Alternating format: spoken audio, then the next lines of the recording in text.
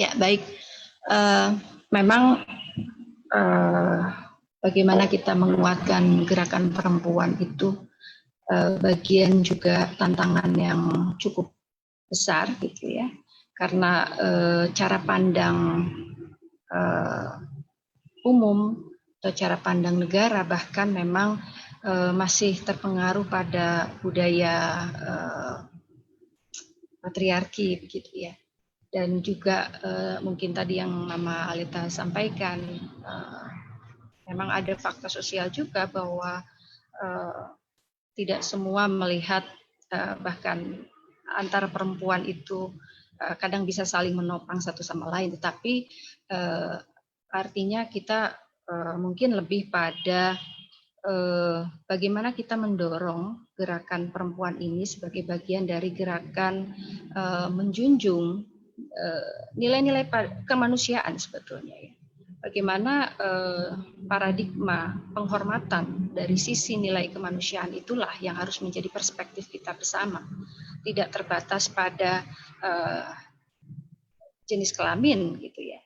Bahkan dan mungkin salah satu contoh yang bisa menguatkan gerakan perempuan juga adalah melibatkan bukan sekedar karena di perspektif yang menghargai perempuan juga itu bisa muncul dari bahkan laki-laki begitu ya. Dan kita di pengalaman Komnas Perempuan atau saya sendiri di gerakan masyarakat, bagaimana mengajak semua elemen sebetulnya melihat bahwa ketika persoalan-persoalan yang dihadapi perempuan ini bisa kita gambarkan secara lebih jauh dan bagaimana sebetulnya perempuan punya makna dan punya arti dalam kehidupan berbangsa ini dan bersosialisasi, maka ini akan menjadi sebuah gerakan yang bisa didukung juga secara bersama. Dan ujungnya adalah kita harus mendorong negara untuk turut hadir karena Indonesia juga sudah menjadi negara yang menyepakati dan bagaimana kekerasan terhadap perempuan ini harus kita hentikan gitu ya. Dan kalau untuk peran agama gitu, Komnas Perempuan juga sudah melibatkan atau beberapa kali membuat sebuah kajian dan sebelumnya pemantauan dan menerbitkan bagaimana menghimpun suara tokoh-tokoh agama yang juga punya keberpihakan terhadap suara perempuan. Salah satunya adalah seri buku yang di situ menjadi sumber tokoh-tokoh agama bagaimana mendengar suara perempuan korban pencari keadilan gitu ya. Dan dalam buku yang berjudul Memecah Kebisuan Agama Mendengar Suara Perempuan ini, saya pikir ini menjadi satu langkah positif bagaimana sebagai lembaga HAM perempuan merangkul tokoh-tokoh agama sebetulnya, karena kita yakin kalau sebetulnya dalam misi agama adalah untuk kebaikan dan ketika nilai-nilai kebaikan itu disampaikan, terutama yang berpihak pada suara perempuan itu dikumpulkan, itu bisa setidaknya memberikan perspektif terhadap cara pandang masyarakat juga dalam memahami, menghargai perempuan dari sisi agama-agama gitu ya. Karena dalam buku Memecah Kebisuan Agama ini mendengar suara perempuan korban itu sangat saya pikir dari berbagai tokoh agama itu disuarakan.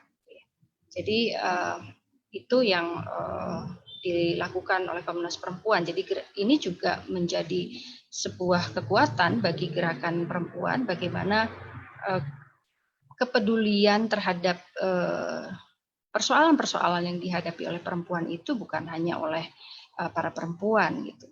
Dan mungkin tadi pertanyaan, tidak di setiap tempat punya kemewahan perempuan itu bisa muncul sebagai pemimpin. Memang demikian adanya gitu. Dan sebetulnya faktor bagaimana perempuan itu mampu menjadi pemimpin itu juga ada faktor lingkungan yang bisa memberikan ruang, atau selain lingkungan ada gerakan-gerakan masyarakat yang mendorong perempuan-perempuan untuk menjadi kader-kader perdamaian. Nah, kalau di dalam Komnas Perempuan kami juga pernah mengadakan pembekalan bagaimana sebetulnya perempuan-perempuan yang dalam kondisi terdiskriminasi itu perlu dibekali kekuatan pengetahuan tentang apa yang sebetulnya dia perjuangkan, apa hak konstitusi yang mungkin tidak selama ini tidak dia hafalkan konstitusi itu apa gitu, tetapi apa yang sudah dia lakukan itu juga bagian dari menguatkan amanat konstitusi yang harus diwujudkan oleh negara terhadap hak-hak yang harus dipenuhi kepada warga negaranya.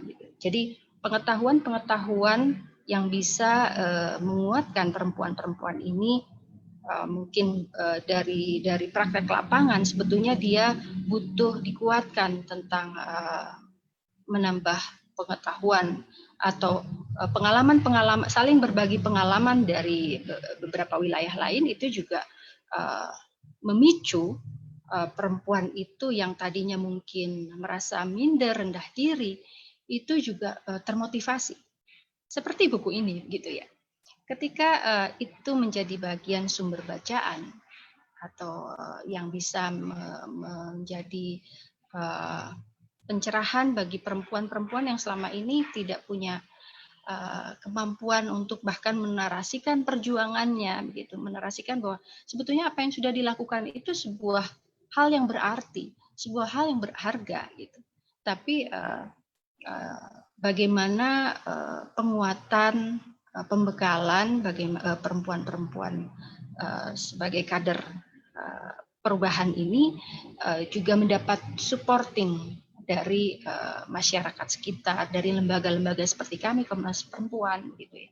Karena memang tugas kami adalah juga melakukan bagian pembekalan pendidikan, terutama membekali kesadaran hak konstitusi warga negara gitu. Itu dari saya.